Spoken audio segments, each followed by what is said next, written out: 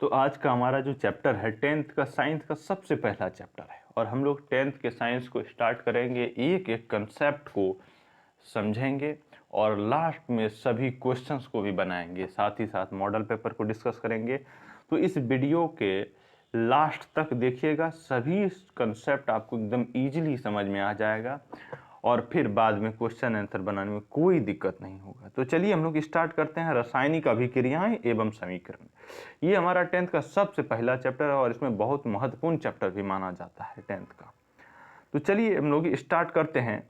देखिए कहता है कि अपने दैनिक जीवन की जो निम्नलिखित परिस्थितियों पर आपने ध्यान दिया होगा, यह दीजिए, है ना, और विचार कीजिए कि क्या होता है जब कि गर्मियों में, है ना, कमरे के ताप पर दूध को छोड़ दिया जाता है तो क्या होता है, या लोहे का तवा तसला कील को आर्द्र वायुमंडल में छोड़ दिया जाता है तब क्या होता है, अंगूर का किण्वन हो जाता है तब क्या होता है, भोजन को पकाया जाता है तब क्या होता है। इन सभी चीज़ों पर ध्यान देना है। यह हमारे शरीर में पाचन होता है, सांस लेते हैं, इन सभी सिचुएशन में क्या होता है, ठीक है। तो जो ये सभी परिस्थितियां हैं, है ना, इनमें जो है प्रारंभिक वस्तु की जो प्रकृति और पहचान है उसमें कुछ ना कुछ बदलाव होता है, ठीक है। तो देखिए ये जो बदलाव है, बदलाव दो ही तरह के होते हैं। वो एक होता है भौतिक बदलाव, एक होता है रासायनिक बदलाव, जिसे हम लोग भौतिक परिवर्तन भी कहेंगे या रासायनिक परिवर्तन, जिसके बारे में पहले के क्लास में बताया गया है, लेकिन मैं फिर से इसको डिस्कस जरा करूंगा। भौतिक परिवर्तन वैसा परिवर्तन होता है जो कि कह सकते हैं आप वो टेम्पोररी होता है। टेम्पोररी होता है, वो हमेशा के लिए नहीं हो जाता है, वो एकदम छोटे समय के लिए उसको फिर से बनाया जा सकता है जिससे वो बनाया गया। जैसे लीजिए पानी की बात करते हैं, पानी को आप फ्रीज में डालिएगा तो ये आइस बन जाएगा और आइस को फिर से गर्म करिएगा तो ये क्या बन जाएगा फिर पानी बन जाएगा। तो देखिए इसमें क्या हो रहा है कि आसानी से बदला जा रहा है, ये टेम्पोररी चेंज है। ये पानी से आइस बना, आइस से पानी बन गया, है ना। तो इस तरह के बदलाव को हम लोग बोलते हैं भौतिक बदलाव, भौतिक परिवर्तन, ठीक है। और जैसे कि एक और है रोटी, है ना, रोटी के बारे में बात करें, रोटी को जब हम बनाते हैं तो आटा को गूंदना पड़ता है, आटा को गूंदने के बाद रोटी बनती है। लेकिन रोटी को अगर फिर से आप पानी दे के उसे आटा बनाया जा सकता है, ठीक है। तो ये भी एक तरह का भौतिक परिवर्तन है, ये भी टेम्पोररी चेंज है।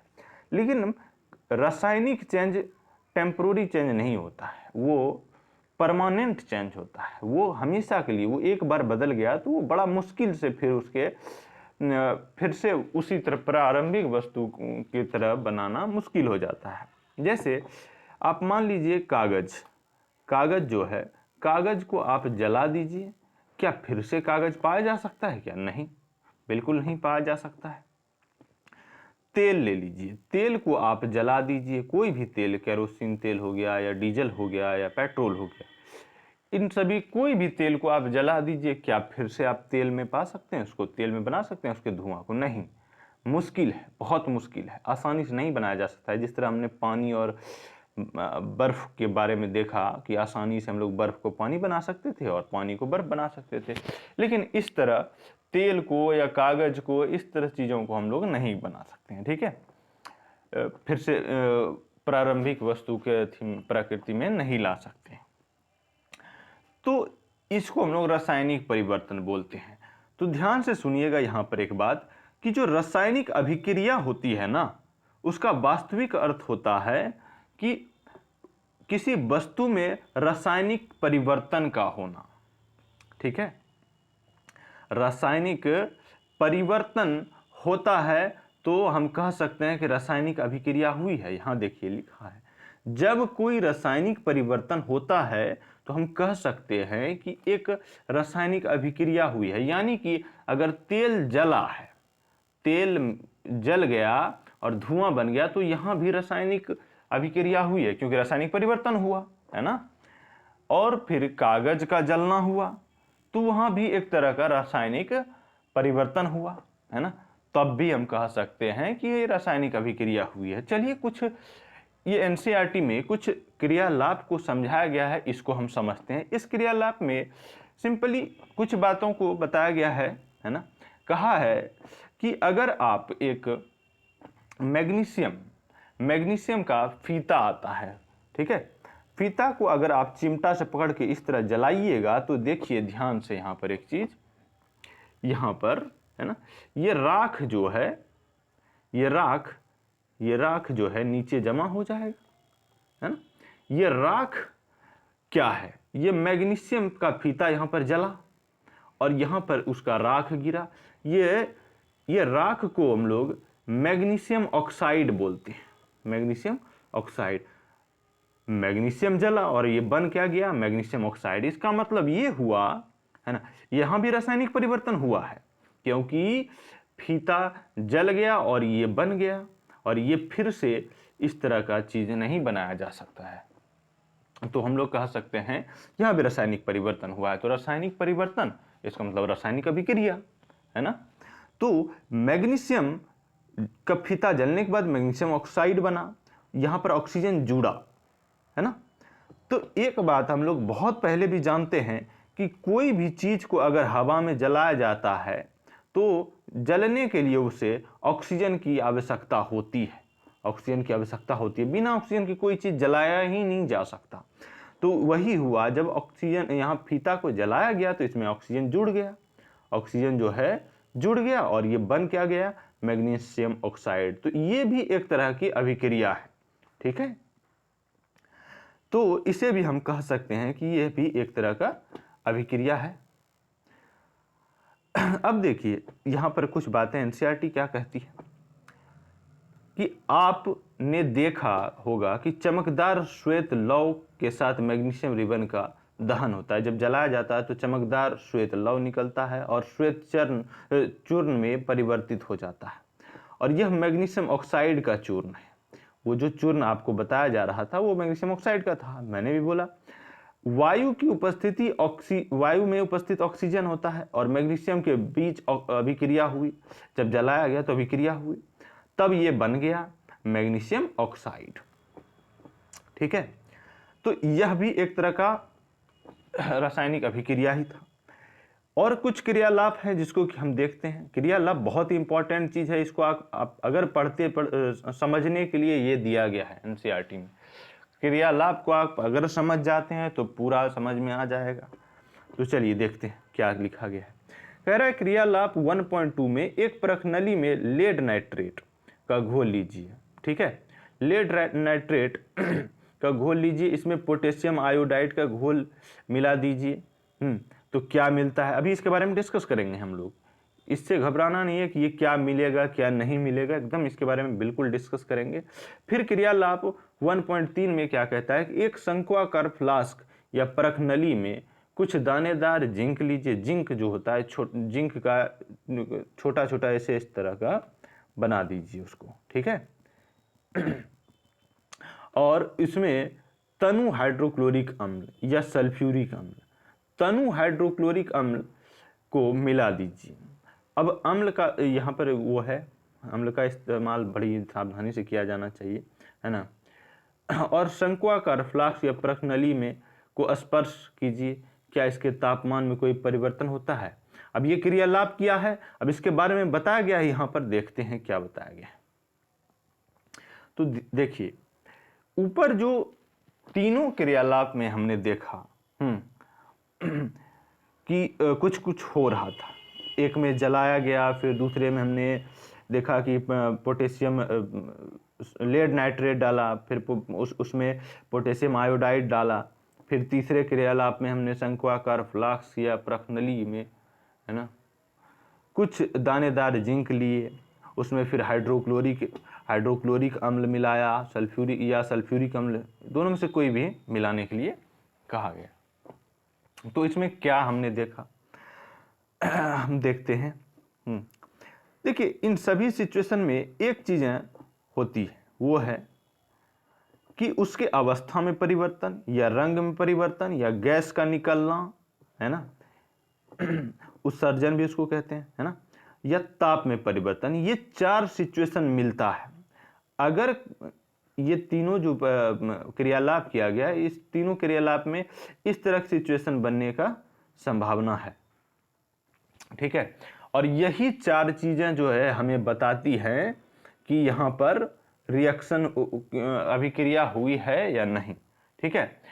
अगर ये 4 चीजें किसी भी वस्तु के साथ हो रहा है तो समझ जाइए कि उसमें रासायनिक अभिक्रिया हुआ है, रासायनिक परिवर्तन हुआ है, ठीक है। तो इसको ध्यान से याद रख लीजिए कि अवस्था में परिवर्तन या रंग में परिवर्तन या गैस का निकलना या ताप में परिवर्तन, अगर ये हो रहा है किसी भी वस्तु के साथ तो समझ जाइए वहां पर रासायनिक अभिक्रिया हो रहा है।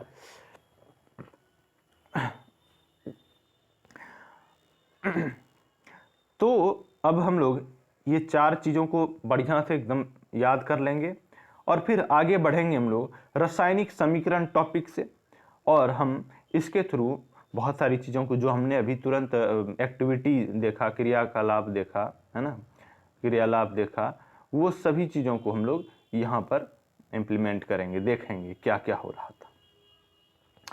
अब देखिए रासायनिक समीकरण हमारा एक टॉपिक है।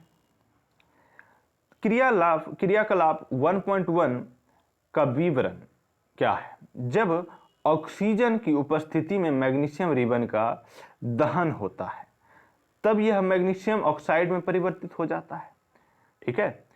अब वाक्य के रूप में किसी रासायनिक, ये भी रासायनिक अभिक्रिया हुई। अब कह रहा है किसी रासायनिक अभिक्रिया का विवरण बहुत लंबा हो जाएगा अगर वाक्य के रूप में लिखा जाए। तो कैसे लिखा जाएगा?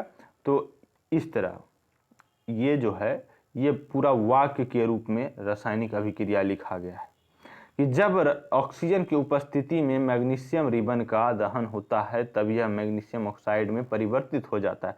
ये वाक्य के रूप में है, लेकिन इसको शब्द समीकरण के रूप में कुछ इस तरह लिखा जा सकता है, मैग्नीशियम प्लस ऑक्सीजन, ऑक्सीजन के बिना तो कोई जलना संभव नहीं है, और ये तीर का एक निशान, ये तीर का निशान बहुत इंपॉर्टेंट है जो बन के आया हमारा उसके लिए, ये और ये हमारा बन के क्या आया? Magnesium oxide. और जो जो अभिक्रिया में शामिल होता है उसको हम लोग अभिकारक बोलते हैं, और जो बन के निकलता है हमारा उसको उत्पाद बोलते हैं।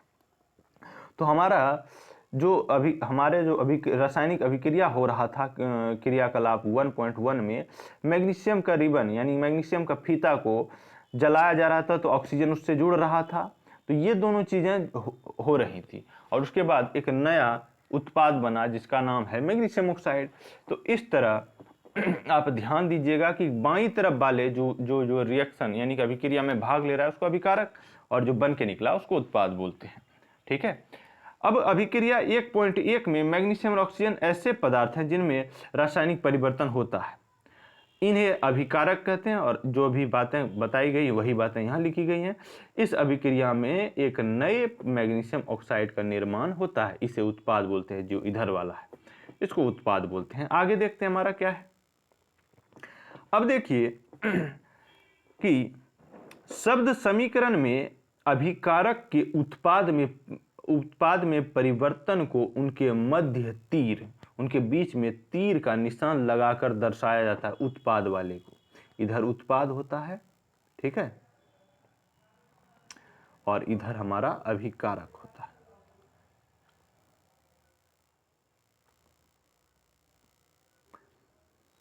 अभिकारक होता है, और अभिकारक में जो भी सम्मिलित होता है, जो अभिक्रिया में भाग लेने वाला होता है, उन सभी के बीच में प्लस का साइन, जैसे कि ऑक्सीजन जुड़ा, फिर मैग्नीशियम जुड़ा, फिर ऑक्सीजन जुड़ा, तो सब में प्लस का साइन रहता है।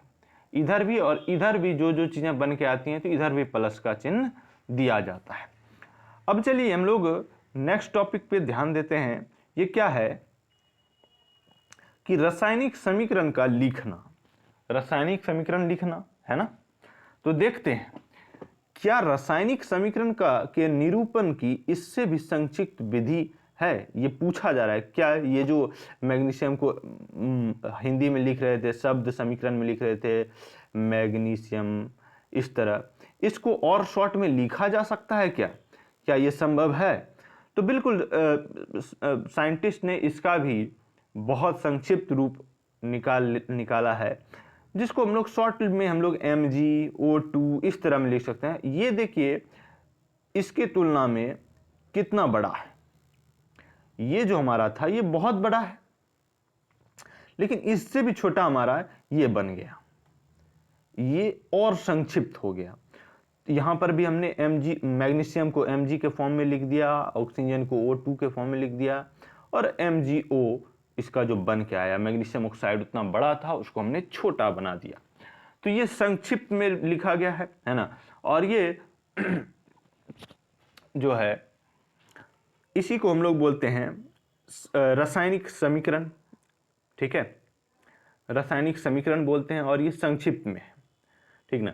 अब एक बात और यहाँ पर ध्यान देने वाली है ना, कि अभी मैंने बताया कि सब में प्लस प्लस का साइन देना है ना, इधर वाला भी जो सम्मिलित है और इधर भी जो बन के आता है, यहाँ पर बेशक नहीं है, लेकिन कोई अभिक्रिया में ऐसा होता है कि वहाँ पर प्लस माइनस प्लस होता है, ठीक है।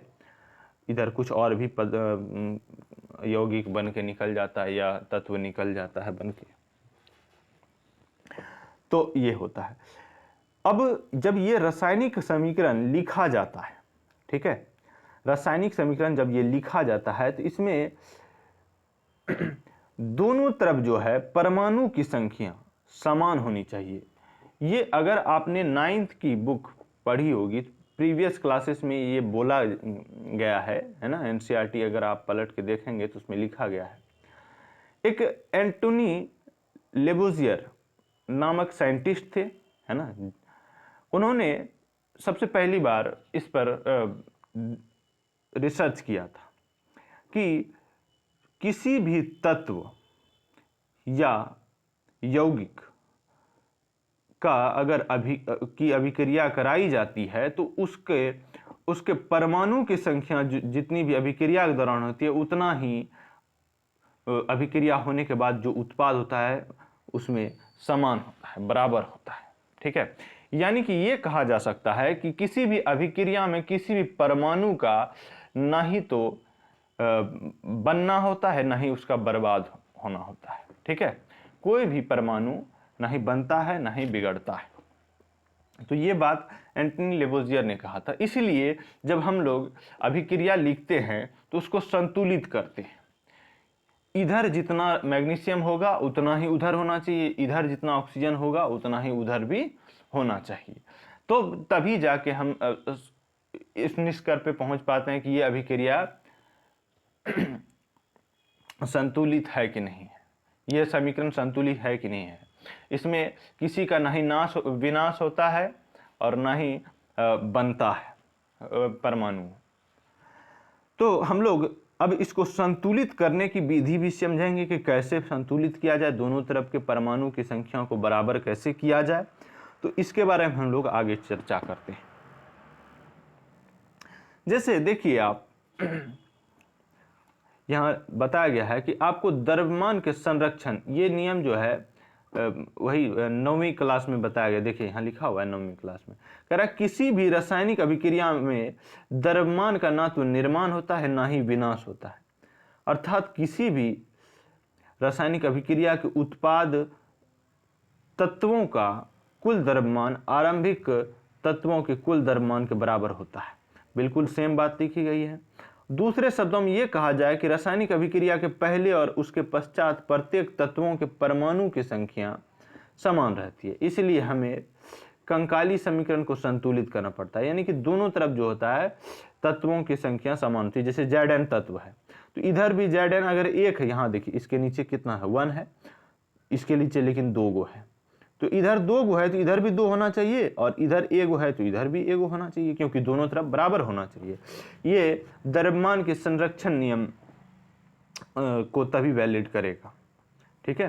तो चलिए हम लोग इसी को संतुलित करने के लिए, यानी कि दोनों तरफ बराबर करने के लिए कुछ तरीके हैं, उसको समझते हैं, ठीक है। तो सबसे पहले ये लिखा गया हमारा रासायनिक शब्द समीकरण है, इसको हम लोग सिंबलिकली लिखते हैं, चिन्ह के फॉर्म में लिख देते हैं। जिंक को हम लोग Zn में लिख देते हैं और सल्फ्यूरिक अम्ल को हम लोग H2SO4 बोलते हैं। जब ये दोनों रिएक्ट करेगा, ये दोनों अभिक्रिया करेगा, है ना, तब हमारा बनेगा ZnSO4 और H2 गैस निकलेगा। ठीक है ना। अब देखना है कि ये संतुलित है या नहीं है, इसे हम समझते हैं। तो ध्यान दीजिए,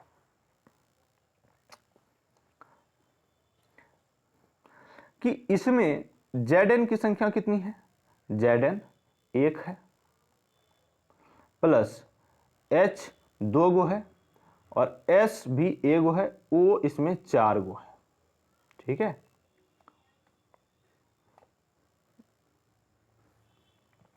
O इसमें 4 गो है। और फिर उत्पाद की बात करें तो उत्पाद में हम लोग देखते हैं जिंक यहाँ पर भी 1 गो है और S 1 गो है, O इसमें 4 है और प्लस H इसमें 2 गो है। ठीक है, तो होना क्या चाहिए हमारा? Zn यहाँ पर अगर 1 है तो यहाँ भी 1 होना चाहिए, बिल्कुल है। ये Zn 1 गो है, यहाँ भी 1 गो है, सही है। H इसमें 2 है, इसमें भी 2 है, बहुत सही है। S इसमें 1 है, इसमें भी 1 है, इसका मतलब ये भी ठीक है। लेकिन O यहाँ 4 है और यहाँ भी हमारा 4 है, तो हम लोग कह सकते हैं कि दोनों तरफ जो है सभी तत्वों की संख्या, तत्वों के परमाणु की संख्या जो है वो बराबर है। तो हम इस तरह के समीकरण को बोल सकते हैं कि ये समीकरण संतुलित समीकरण है, संतुलित रासायनिक समीकरण इसको बोल सकते हैं। ठीक है, लेकिन कुछ कुछ ऐसे रासायनिक समीकरण होते हैं जिसमें कि जो है वो बराबर नहीं होते हैं, तब हमें बराबर करने की आवश्यकता होती है। ठीक है, तो दूसरा एक और रासायनिक अभिक्रिया को हम लोग रासायनिक समीकरण को लेते हैं, तो वो है ये वाला। देखिए यहाँ पर फेरस को हम लोग लोहा बोलते हैं और ये वो जल के साथ, यानी कि लोहा को जब जल के साथ रिएक्ट कराया जाएगा, अभिक्रिया कराया जाएगा, तो क्या बनेगा? फेरिक ऑक्साइड और ये हाइड्रोजन। अब ये तो बन गया, अभिक्रिया हो गया। अब इसमें समीकरण को संतुलित करना, यानी कि इस तत्व की संख्या, इस तत्व की परमाणु संख्या जितना अभिकारक की इधर है उतना ही उत्पाद की इधर होना चाहिए, क्योंकि दोनों तरफ बराबर होना अति आवश्यक है। नहीं होगा तो ये द्रव्यमान का संरक्षण नियम को वैलिड नहीं करेगा। ठीक है, चलिए तो हम लोग आगे बढ़ते हैं इसको देखने के लिए कि ये संतुलित है या नहीं है। अगर संतुलित नहीं होता है तो इसको हम लोग बोलते हैं कंकाली रासायनिक समीकरण, और जब कंकाली रासायनिक समीकरण होता है तो उसको हम लोग संतुलित करते हैं, तो तब हम उसको संतुलित रासायनिक समीकरण बोलते हैं। ठीक है, चलिए देखते देखिए Fe 1 गो है और इधर कितना है? 3 है, तो ये तो सही नहीं। यहाँ 1 है तो यहाँ भी 1 होना चाहिए, तो इसको हमें संतुलित करना पड़ेगा। लेकिन और देख लेते हैं किस किस में गड़बड़ी है। H इसमें 2 है, इसमें भी 2 गो है, O इसमें 1 गो है, इसमें 4 गो। तो हमें इसको भी संतुलित करना पड़ेगा। तो इसके संतुलित करने का सबसे सिंपल चीज है, उसको स्टेप, यानी कि स्टेप में कुछ कुछ ले लिया गया है, 1 स्टेप 2 स्टेप, कुछ स्टेप आपको याद रखने की जरूरत है। तो सबसे पहला स्टेप जो है, जैसे कि आपको रासायनिक समीकरण ऐसे दिया जाएगा और सबसे पहला स्टेप में आपको इस तरह लिख देना है फिर से आपको। ठीक है, इस तरह जरूरी नहीं है कार्टून बनाना इस तरह का, है ना, इस तरह घेरा बनाना जरूरी नहीं है। अब देखिए स्टेप सेकंड में क्या है। स्टेप सेकंड में इस तरह का हम लोग कुछ स्ट्रक्चर टेबल बना लेते हैं और उसमें हम लोग सबसे पहले तत्व लिखते हैं। तत्व में कौन कौन सा तत्व है? फेरस है ना, हाइड्रोजन है और ऑक्सीजन है। अभिक्रिया की तरफ उसको हम लोग इधर लिख लेंगे तीनों को। ठीक है, यहाँ पर ये हो गया एक, इसमें दूसरा और इसमें तीसरा है, इसको लिख लिया हमने। और फिर अभिकारक के इधर संख्या को देखेंगे, यानी कि इस तरफ कितना है फेरस, तो इस तरफ एगो है, एगो लिख लिया, और उत्पाद की तरफ कितना है 3 है, तो 3 लिख दिया। ठीक है, अब हम लोग H के बारे में डिस्कस करेंगे। H में अभिकारक की तरफ 2 है और उत्पाद की तरफ भी 2 है। O की संख्या देखते हैं हम लोग, अभिकारक की तरफ 1 है ना, और उत्पाद की तरफ 4 है। ये लिख लेना है। अब चरण 3 यानी कि स्टेप 3 में हम लोग क्या करेंगे उसको ध्यान देते हैं। स्टेप 3 में हमें बिल्कुल सिंपल तरीका लगाना है कि सबसे पहले जिसमें ज्यादा है ना, ज्यादा परमाणु वाला जो है, जैसे कि देखिए इसमें ज्यादा का अंतर था 1 और 4 वाला, तो हम लोग इस तरह को सबसे पहले संतुलित करेंगे। तो प्रारंभ में इस तरह का आप टेबल बना लीजिए और उसमें प्रारंभ में देखिए कि क्या है। प्रारंभ में कितना था,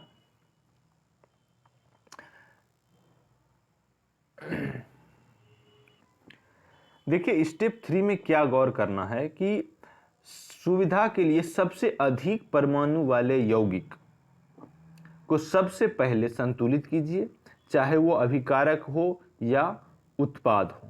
देखिए दोनों तरफ में देखेंगे सबसे ज्यादा परमाणु वाला कौन सा तत्व है, ठीक है, और उसी को सबसे पहले हम लोग संतुलित करते हैं, ठीक ना। जैसे कि हमारा यहाँ पर हमने यहाँ पर देखिए सबसे अधिक परमाणु वाला कौन है, ऑक्सीजन है। चाहे किधर भी रहे, यहाँ रहे या इधर साइड रहे, कोई दिक्कत नहीं है, आपको देखना है सबसे अधिक किस में है, ठीक है। तो उसी को सबसे पहले जो है संतुलित कर लेना है।